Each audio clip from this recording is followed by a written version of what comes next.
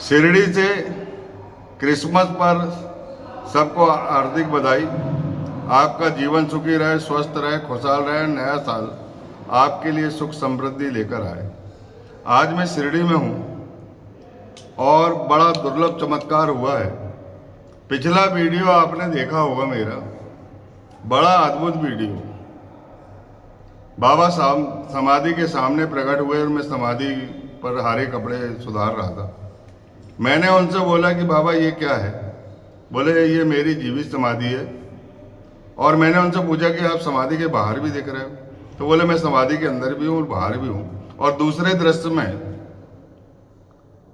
बाड़े में मैं कुछ समाधियों पे कपड़े सुधार रहा था, वहां पर भी साईनाथ महाराज प्रकट हो गए। और प्रकट होने के बाद उन्होंने कहा कि जो दूसरों की सेवा करता है, दूसरों की मदद करता है, दूसरों के लिए कष्ट उठाता है, वो मुझे बहुत प्रिय है और मेरा सपना टूट जाता है। और वो कथा मैंने आपको बताया और आपने सुने और वो वायरल भी हुई। उसी की याद में मैं समाधि मंदिर में जितनी भी समाधियां हैं बाबा के भक्तों की, जो अनन्य प्रिय भक्त है, उनके कपड़े लेके आज पहुंच रहा हूँ क्रिसमस के दिन। वैसे तो मैं कल भी आ गया, रात्रि में द्वारका माई का पूरा जागरण किया, द्वारका माई में बाबा से प्रेमालाप किया। और जो कपड़े मैंने तैयार करके लाए थे वो मैं आपको बता देना चाहता हूँ। उन कपड़ों के साथ आपकी दुआएं भी भेजना चाहता हूँ। और मेरे साथ एक भक्त जुड़े हैं जो समस्तीपुर के हैं, बिहार से हैं। और ये बताते हैं कि मैं पहले कभी शिरडी आया था और मेरे जेब वेब कट गए थे, बहुत कठिनाई हुई थी। इन्होंने रुदन किया और मुझसे इनका वार्तालाप हुआ और मैंने बताया कि नहीं नहीं, तुम पर कृपा हुई है, चोरी नहीं हुई है तुम्हारे साथ, जीवन भर के लिए तुम्हें धन बाबा ने दे दिया है।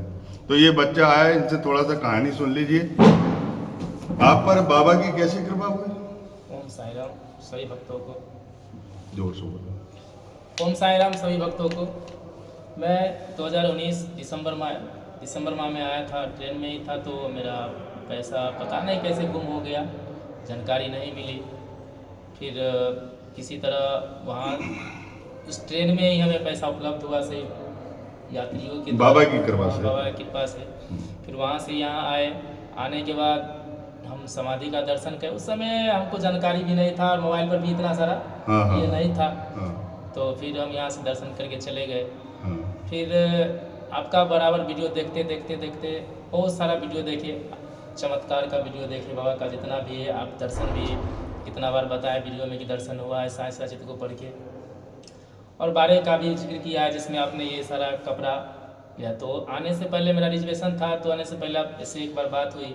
बात होने के बाद बोले कि हम भी क्रिसमस के लिए 25 तारीख को पड़ता है, 25 दिसंबर 2025। मुझे जो स्वप्न आया था, जो विशारद हुई थी, जो साईनाथ महाराज का आशीर्वाद हुआ था, उसी आशीर्वाद की श्रृंखला में मुझे अचानक प्रेरणा मिली कि सब कपड़े लेके जाओ।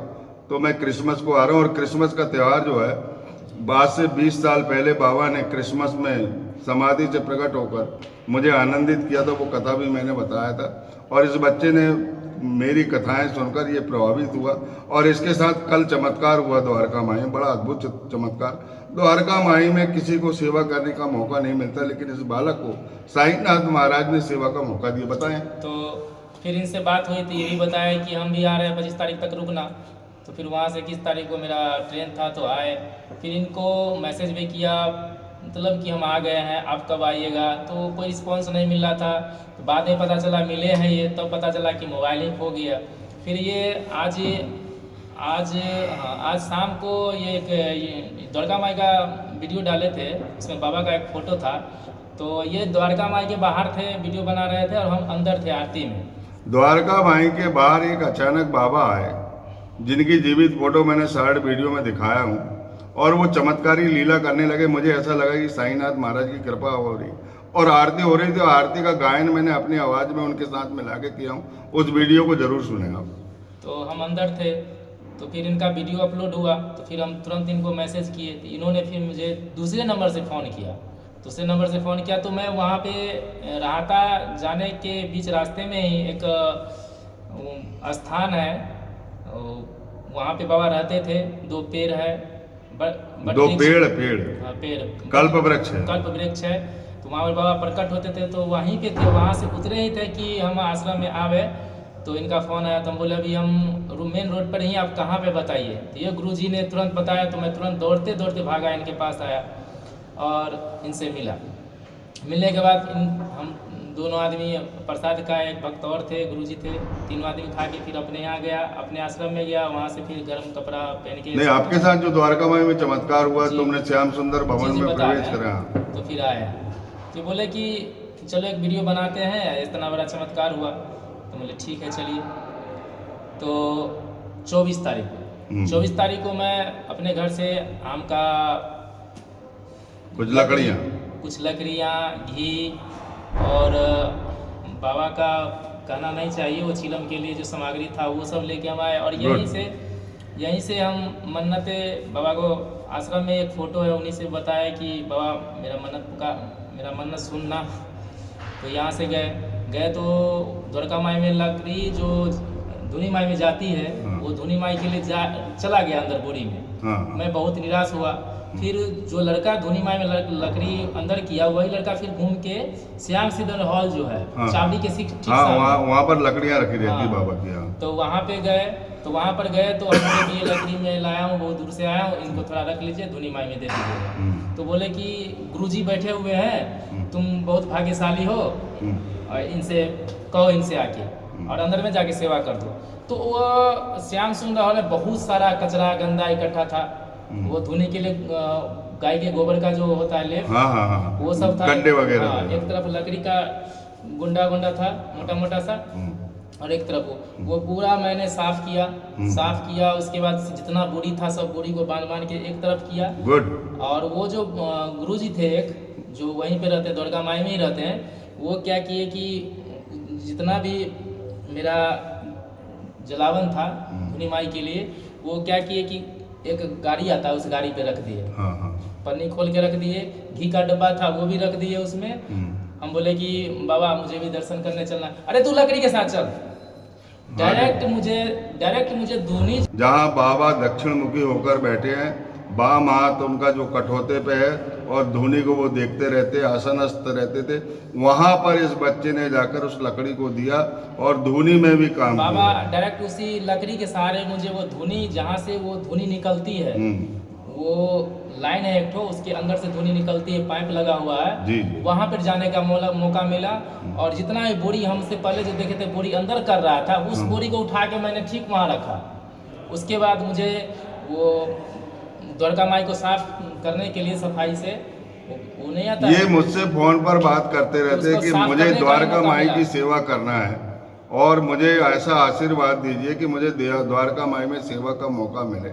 तो मैंने इनसे फ़ोन पर बात किया, फ़ोन में डिटेल भी लिखा था कि बेटा तुम द्वारका माई 12 बजे रात को पहुंच जाना, साफ़ सफाई होती है, द्वारका माई में रात को जागरण होता है, और बाबा की जितनी भी वस्तुएं हैं उनसे सबसे प्रेमालाप करना, बाघ को देखना, बाबा के श्याम सुंदर घोड़े को देखना, बाबा का वृंदावन देखना, बाबा की सीढ़ियों को देखना, बाबा जिस चूल्हे में सिलगाते थे, भोजन पकाते थे, वो चूल्हा देखना, जिस कूटे से टिक्कर बैठते थे उस कूटे को देखना। इस बेटे ने सबका आनंद लिया, और वो तीनों सीढ़ियों पर चढ़ कर के समाधि बोल रहा हूँ मैं, द्वारका माई में जो बाबा दक्षिणी मुखी बैठे हैं वहाँ सामने भी गया।